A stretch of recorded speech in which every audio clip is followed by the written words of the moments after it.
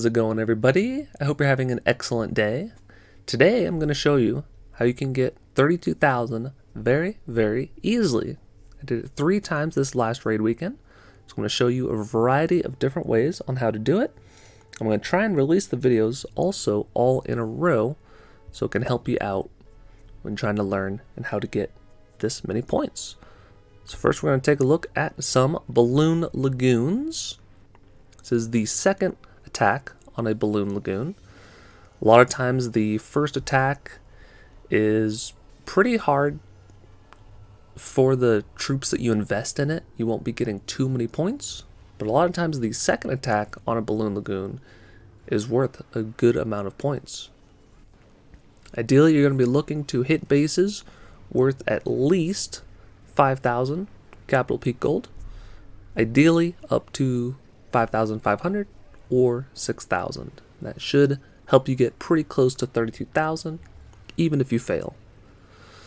So we're going in with, I'm sure you saw, the classic graveyard ground spam strategy.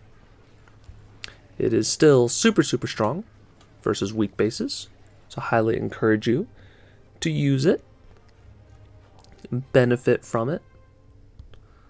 Definitely be sure to upgrade the graveyard spells and the giants and the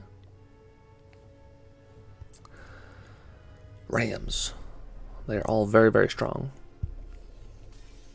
So now we're taking a look at another second attack on a Balloon Lagoon. Making sure to place the graveyards over the spaces that we think are going to need some help or some distracting power from the skeletons to hopefully protect the super wizards as best as you can. But once the rocket artilleries go down, it is a lot easier to take out the Balloon Lagoon. Typically just a matter of saving a few of the rams and potentially some of the hog gliders to reset some defenses, just to make sure that all the super wizards survive. Because what happens is that the giants are quite slow, so the super wizards do eventually get in front of them. And if you don't have any skeletons, you definitely want to save a ram or two or the hogs to get in front of them very quickly. So now let's take a look at some other bases. Take a look at a Golem Quarry cleanup. This one's worth just over 6,000.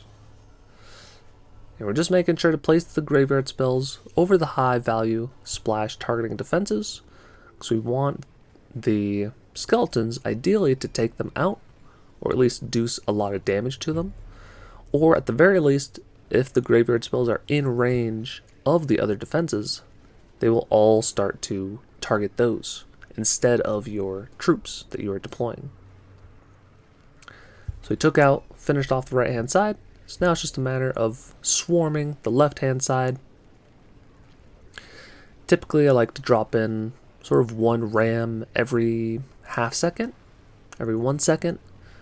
A lot of times it'll create sort of a line of rams, so it helps out a lot when protecting the super wizards.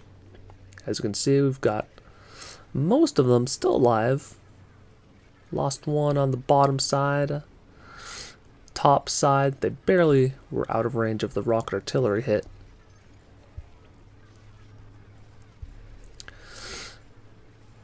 I love the graveyard ground spam strategy.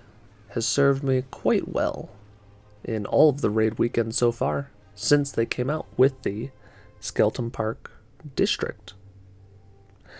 Speaking of, let's take a look at how to clean up a Skeleton Park.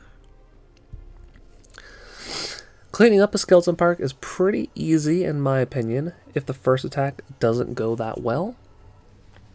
A lot of times you can come in with air. The air version of the graveyard spam strategy, which is using pretty much all of the rocket loons. And all you really do is you drop 1 pack of balloons per air targeting defense. Skeleton Park is quite easy, since once the rocket artillery and the air bombs go down, there's really not that many air targeting defenses, so the balloons do very, very well. As you can see, they've been fast forwarding and the attack is already over. It took like 30 seconds. Crazy fast. Now we'll take a look at a Dragon Cliffs almost cleanup, but you'll see what happens. We've got one dragon left. We've got one Inferno Dragon to try and take it out. A battle of the dragons. We have the Inferno Beam lock on, and it's able to take it out. However, we have 2 heal spells, which is nice, but we did not plan to open up the deployment zone. So we have no real way to directly target the next defenses that our hogs are going to. So we sort of just have to send them all in at once and hope they work out. The power of the hog gliders is that you can stun every single ground targeting defense as your group of hogs approach.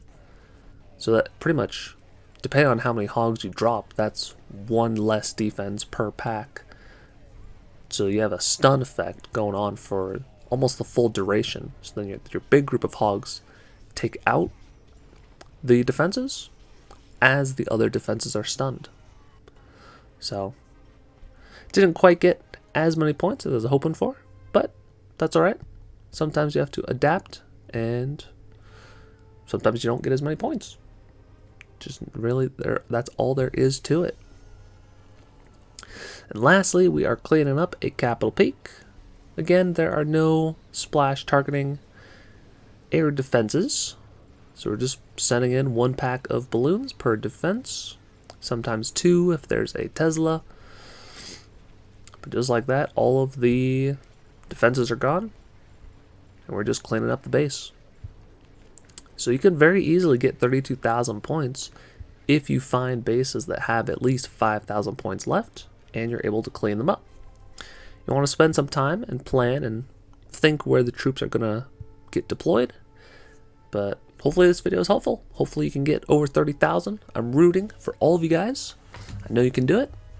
And there'll be a couple more videos in the next couple days also doing 32,000, attacking different bases. So if you like the video, make sure to like and subscribe. Helps me out a lot.